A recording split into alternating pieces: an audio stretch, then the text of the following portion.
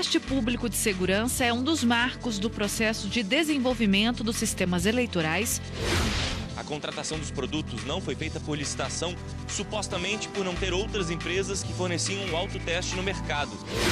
Neste Dia Nacional da Adoção, mais de 8.000 crianças e adolescentes estão nos abrigos, aguardando a oportunidade de ter uma nova família. O brasileiro que vive no exterior também precisa estar em dia com a Justiça Eleitoral, especialmente no caso de votação para presidente e vice-presidente da República.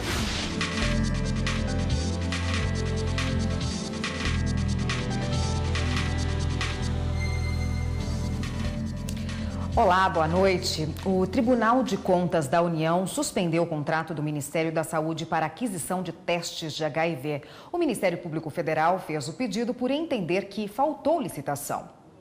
O contrato do Ministério da Saúde previa a compra de 400 mil testes rápidos de HIV no valor de quase 14 milhões de reais com a empresa Orange Life Comércio e Indústria. A contratação dos produtos não foi feita por licitação, supostamente por não ter outras empresas que forneciam o autoteste no mercado.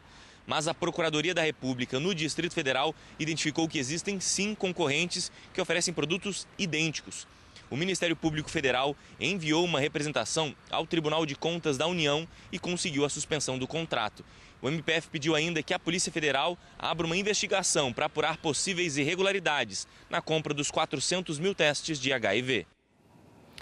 Um incêndio em uma cela do Centro de Internação Provisória no 7º Batalhão da Polícia Militar, no Jardim Europa, em Goiânia, deixou pelo menos 9 mortos e vários feridos. O Corpo de Bombeiros não divulgou a causa do incêndio. Segundo informações preliminares, os próprios internos teriam dado início ao fogo durante uma suposta tentativa de rebelião. Em nota, a assessoria de imprensa da Secretaria da Mulher, Desenvolvimento Social, Igualdade Racial, Direitos Humanos e do Trabalho, responsável pelo CIP, negou que tenha ocorrido uma rebelião, mas não deu detalhes sobre o incêndio. O Ministério dos Direitos Humanos está acompanhando as investigações sobre o incêndio e colocou à disposição a estrutura do órgão para o apoio aos familiares das vítimas. O Tribunal Superior Eleitoral publicou um relatório técnico do último teste público de segurança realizado na urna eletrônica. O teste público de segurança é um dos marcos do processo de desenvolvimento dos sistemas eleitorais e busca contribuições para alcançar um patamar ainda mais elevado de segurança nas eleições brasileiras. O relatório publicado traz um resumo dos achados do TPS de 2017, como as vulnerabilidades apontadas pelos investigadores participantes, as sugestões de melhorias e as correções do sistema pela equipe da seção de voto informatizado do TSE. O relatório traz ainda um breve relato do trabalho realizado durante o teste de confirmação, nos dias 7 e 8 de maio, quando os investigadores tiveram a oportunidade de avaliar os aprimoramentos promovidos pelo TSE no sistema. O relatório está disponível no site do TSE, tse.jus.br. Termina hoje em todo o país a Semana Nacional de Conciliação Trabalhista. Quem tem as informações para a gente é o repórter Anderson Adalto, que falou ao vivo com a gente. Boa noite, Anderson. Boa noite, Érica. Boa noite a todos. Ao longo da semana foram milhares de conciliações no Tribunal Regional do Trabalho da 11ª Região, por exemplo, foi homologado um acordo no valor de 44 milhões de reais. A conciliação foi firmada entre a Boa Vista Energia e o Sindicato dos Trabalhadores nas Indústrias Urbanas no estado de Roraima e beneficiou 35 empregados. Eles reivindicavam o pagamento de gratificação gerencial, mas os reflexos desse benefício em outras verbas trabalhistas, como férias, FGTS e também o 13º salário. Os números totais da Semana Nacional da Conciliação Trabalhista ainda não foram consolidados, mas de acordo com os dados parciais, o valor arrecadado já ultrapassa os 500 milhões de reais. Érica. Obrigada, Anderson. Conversamos aí com o Anderson Conrado, direto do TST. O Superior Tribunal de Justiça anula multa e empresa por atraso na entrega de produtos vendidos pela internet. A 4ª turma do STJ julgou o recurso da empresa Calunga contra a decisão do Tribunal de Justiça de São Paulo, que impôs multa para os casos de atraso na entrega de produtos vendidos na loja virtual da empresa. Tudo começou quando o Ministério Público de São Paulo propôs ação civil pública contra a Calunga para fixar multa nos casos de atraso na entrega das mercadorias ou demora na devolução do dinheiro, quando o consumidor cancelar a compra.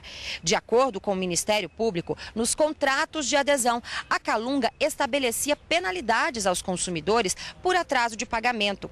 Baseado no princípio do equilíbrio contratual, foi pedida a inclusão de cláusula de aplicação de multa para os casos em que a empresa cometer erros na prestação de serviço. A ação civil pública foi julgada improcedente em primeira instância, mas o Tribunal de Justiça de São Paulo admitiu a possibilidade de inversão de cláusula penal e aplicação de multa contra a empresa, que recorreu ao STJ. Ao examinar o recurso, a ministra Isabel Galotti observou que a multa prevista diz respeito ao contrato entre o consumidor e a operadora de cartão de crédito, sem ligação com a loja vendedora, e por isso não se justifica a multa contratual contra ela. Durante o voto, a ministra também lembrou que a legislação não prevê penalidade quando o consumidor demorar a devolver mercadoria, no caso de arrependimento, tampouco estipula ao fornecedor multas por atraso na entrega de produtos ou demora na restituição de valor pago pelo consumidor em caso de desistência. A maioria do colegiado seguiu o voto da ministra e reformou a decisão do Tribunal de Justiça Paulista, afastando a imposição de multa à empresa Calunga. E no próximo bloco, menores à espera de um lar. Neste Dia Nacional da Adoção, mais de 8.000 crianças e adolescentes estão nos abrigos, aguardando a oportunidade de ter uma nova família.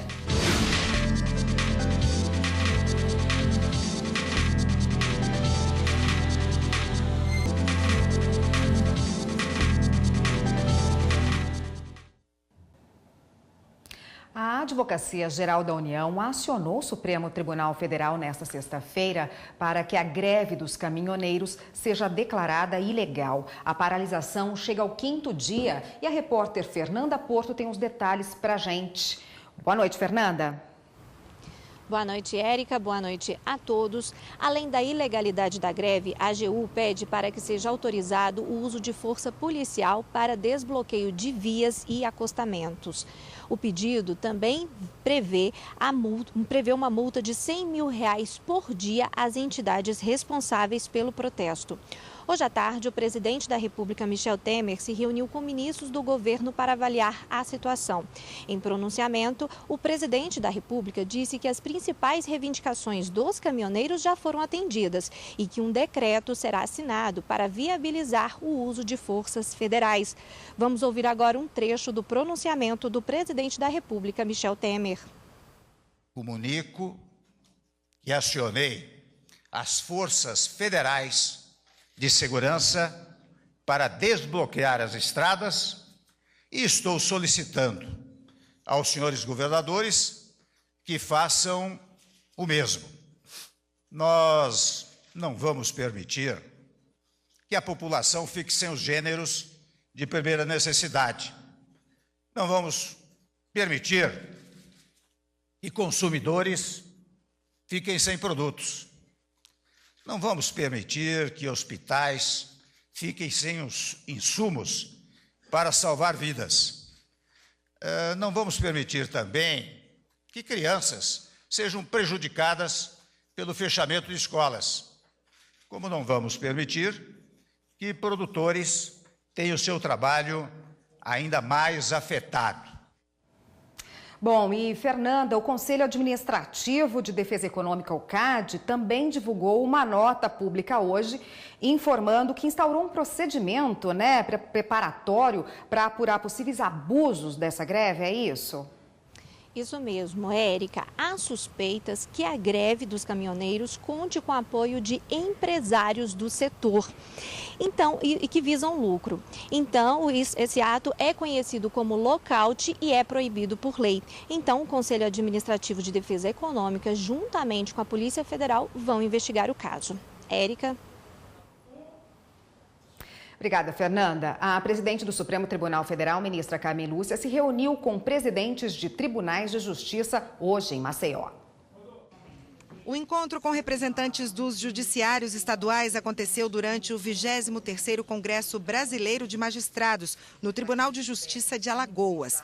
Um dos temas abordados pela presidente do STF foi a Semana da Justiça pela Paz em Casa, que deverá ser realizada em agosto. Hoje é o Dia Nacional da Adoção. No Brasil, os números são favoráveis, mas a conta não fecha. São 40 mil famílias interessadas e 8 mil crianças e adolescentes à espera do dia mais importante de suas vidas. As adoções acabam não acontecendo principalmente pelas exigências apresentadas pelas famílias. Ter uma grande família era o sonho do casal Andressa e Fábio. Depois de um ano de casados e com uma filha biológica, resolveram entrar na lista de adoção. Realmente a gente pensava em ter uma família bem maior, só que de início a gente teve só uma menininha e passamos um tempinho e não vinha outro filho. E aí nós decidimos procurar a vara da infância. Então essa foi a grande oportunidade da gente aumentar a nossa família. Foi um ano de convivência para os 3 irmãos se mudarem definitivamente para a nova casa. A rotina de todo mundo aqui mudou drasticamente. De repente, a família, que era formada pelo pai, pela mãe e pela filha, de repente duplicou. E a Andressa ainda descobriu que estava grávida. Andressa, me conta, como é que foi essa adaptação? Foi bem difícil no começo, né? Foram 6 meses assim até a gente conseguir adaptar uma rotina, que aí depois veio esse aqui nasceu, o Bruno nasceu. Então a gente até estabeleceu uma rotina com eles, foram mais ou menos uns 6 meses. E agora, adaptação de novo, porque chegou o pequeno, né? Chegou ao novamente outra adaptação. A história da família Alves Santana é considerada uma exceção pela vara da infância. Hoje, segundo o Conselho Nacional de Justiça, existem mais de 40 mil famílias interessadas em adotar uma criança e nas entidades de acolhimento estão mais de 8 mil. Ou seja, são mais famílias interessadas em adotar do que o número de crianças e adolescentes disponíveis. Mas essa conta não fecha porque a maioria das famílias quer apenas uma criança com idade até 2 anos e sem irmãos. Essas famílias continuam a esperar a concretização do desejo, do sonho de ter filhos. E essas crianças e adolescentes também continuam a sonhar pela chegada de uma família. Eles querem paz. E esses 2 grupos não se encontram em razão, especialmente das exigências apresentadas pelas famílias habilitadas. Jéssica, uma das adolescentes adotadas pela família Alves Santana, conta que foram 6 anos sonhando com a chance de ter uma nova família. Um sentimento de alegria, de felicidade, né? Ter outra família, outros irmãos. Sonhamos muito em ter uma família, todo mundo se reunir no Natal, todas as datas comemorativas, e hoje temos isso. Hoje, a família vive assim, num clima de união e amor. E a certeza que eles vão crescer juntos e vão ter o apoio um do outro, né? Independente de ser irmão consanguíneo ou ser irmão adotivo, é bom. Um encontro de almas. Encontro de almas. E vários tribunais no Brasil se debruçaram sobre esse tema durante toda a semana. No Tribunal de Justiça, foram os estudantes de comunicação que discutiram o assunto. A agenda de atividades para a Semana Estadual de Adoção 2018 no Tribunal de Justiça da Paraíba incluiu em seu primeiro dia de programação um círculo de debate sobre o tema, com 21 estudantes do primeiro período do curso de jornalismo da Universidade Federal da Paraíba. Sandra Moura, professora da disciplina Gêneros Jornalísticos, comentou a importância da parceria acadêmica com o Judiciário. Isso vai resultar num texto. É uma atividade da disciplina que eles vão escrever sobre essa questão da adoção. Então, essa campanha, desde o ano passado, nós estamos envolvidos com ela e pretendemos, no próximo ano, também continuar essa parceria. O estudante Adilson Santana relatou sua familiaridade com o tema. Eu achei bem pertinente porque eu conheço situações sobre a adoção que são bem particulares, como o caso da minha avó, que ela foi a minha bisavó e a irmã dela morreu no parto por complicações e minha avó foi criada por uma família vizinha. Então, querendo ou não, teve um processo de adoção aí. Já a aluna Yasmin Soares destacou seu interesse em um dia poder apadrinhar afetivamente uma criança ou adolescente. Eu tinha vontade de apadrinhar, agora eu sei como eu posso fazer esse processo de apadrinhamento. Dar carinho às crianças, conversar e até mesmo poder levar as crianças para passear. O magistrado Adailton Lacê Porto destacou que o objetivo do encontro foi alcançado, pois a partir deste momento, os futuros jornalistas passarão a lidar melhor com os ruídos de comunicação quando tratarem de um tema tão específico. Sempre busca-se informações a respeito de acolhimento, a questões de escolha de perfil, por que adotar tal criança e não outra, se é masculino, se é feminino. Então, tudo isso eles têm essa curiosidade e a gente teve essa oportunidade de esclarecer e mostrando o passo a passo do procedimento, desde a habilitação até a conclusão do processo de adoção.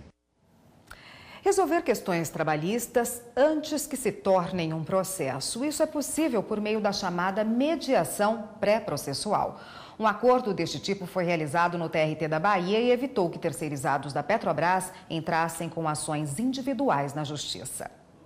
Uma situação que poderia originar 260 ações trabalhistas foi resolvida por meio de uma mediação pré-processual, que tem como objetivo solucionar conflitos entre patrões e empregados sem a judicialização. O encerramento do contrato entre a JP Nor Engenharia e a Petrobras, cerca de 260 trabalhadores foram dispensados e o sindicato buscou os meios de garantir que as rescisões dos trabalhadores fossem pagas. Ao invés de cuidar de 266 processos individuais, em locais diferentes, com decisões diferentes, com caminhos diferentes, a gente de uma vez só está cuidando de todos os trabalhadores. O JC2 sempre esteve à disposição para identificar partes, pessoas, empresas, em situação de pré-litígio, em situação já de conflito, mas antes de demandar a justiça,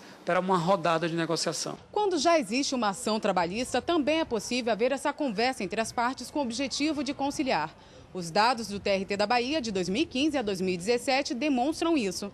Somente na segunda instância foram solucionados mais de 10 mil processos por meio de acordos. 497 milhões de reais foram destinados a quase 12 mil trabalhadores no mesmo período. O setor atua nos processos trabalhistas de municípios, os chamados precatórios, nos acordos globais, que envolvem processos de todos os empregados de um único empregador, nos processos individuais na fase de recurso e também em mutirões. Há pouco tempo, o TST instituiu o dever dos tribunais de ter órgãos como este, como o Centro de Conciliação.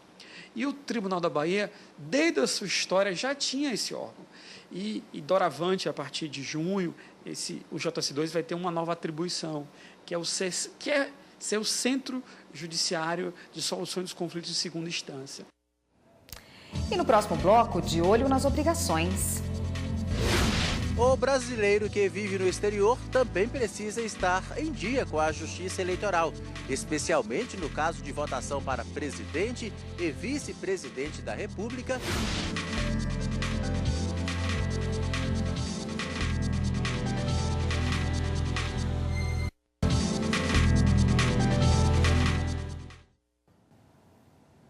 Uma palestra nesta sexta-feira no Supremo Tribunal Federal em Brasília discutiu o direito e a propriedade intelectual.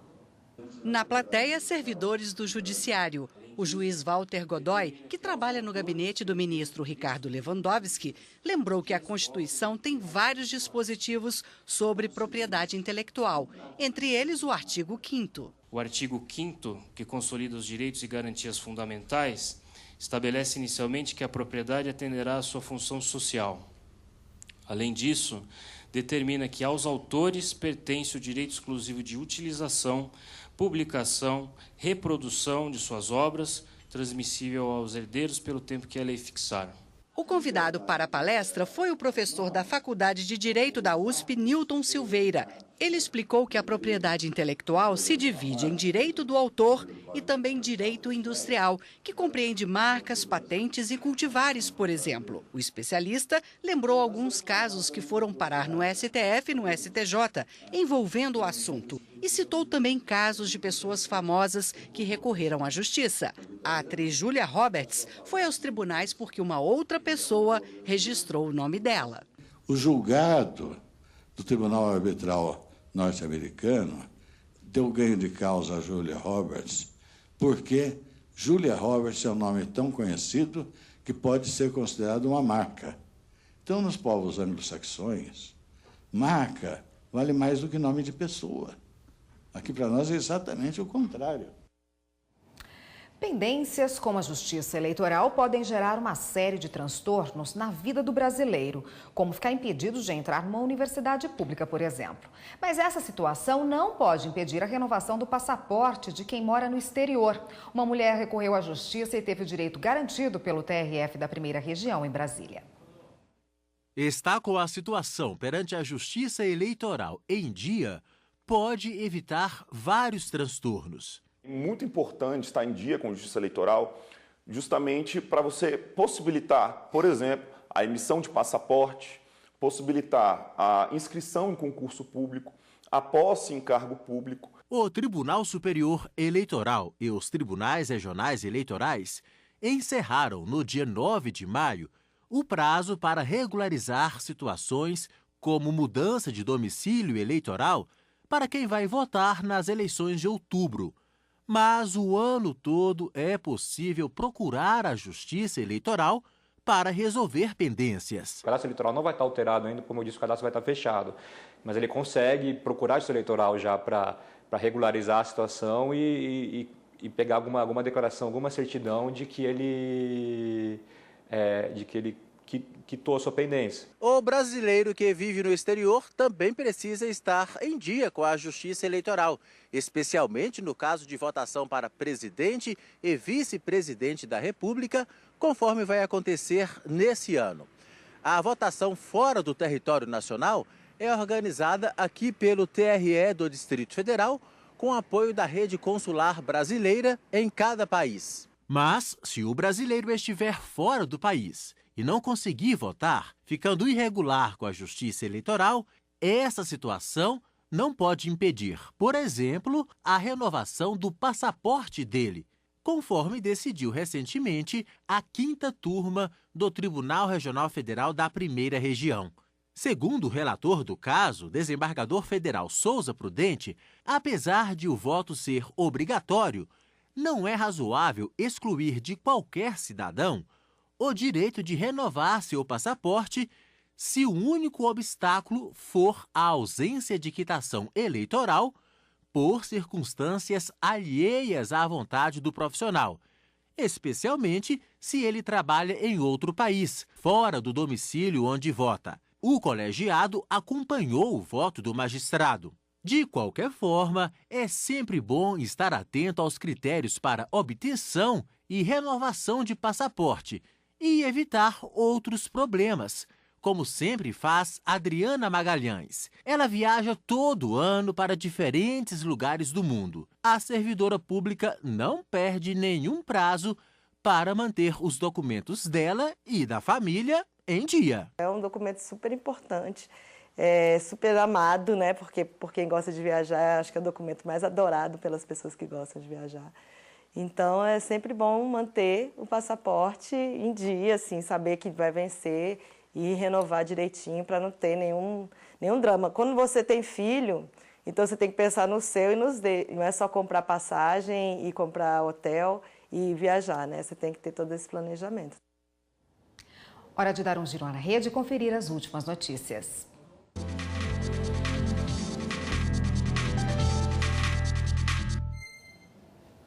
E quem está na redação do Jornal da Justiça hoje vai nos atualizar das últimas notícias é a repórter Viviane Novaes. Boa noite, Viviane. Boa noite, Érica. Boa noite a todos. A gente vai falar nesta edição ainda, vai voltar a falar da greve dos caminhoneiros. O ministro da Justiça, Torquato Jardim, fez uma recomendação à Associação Brasileira de Supermercados e à Federação Nacional do Comércio de Combustíveis e Lubrificantes. Não praticar preços abusivos por causa da falta de produtos. O ofício do ministro lembra que o aumento abusivo de preços é proibido pelo Código de Defesa do Consumidor, além de ser crime contra a economia popular. A Polícia Federal divulgou nota em que informa que está investigando a Associação Brasileira dos Caminhoneiros por prática de crime contra a organização do trabalho, contra a segurança dos meios de transporte e de outros serviços públicos. E uma última notícia sobre esse assunto, a greve dos caminhoneiros. Na verdade, agora é uma notícia sobre a Ordem dos Advogados do Brasil, que iria recorrer no próximo domingo. Essa segunda fase do exame da OAB foi suspensa por causa da greve dos caminhoneiros. A nova data ainda não foi divulgada.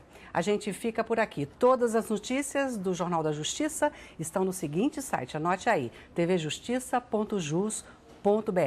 Um bom fim de semana a todos e voltamos ao estúdio. Obrigada, Viviane. O Jornal da Justiça, segunda edição, fica por aqui. Uma boa noite para você, um ótimo fim de semana. Até segunda-feira.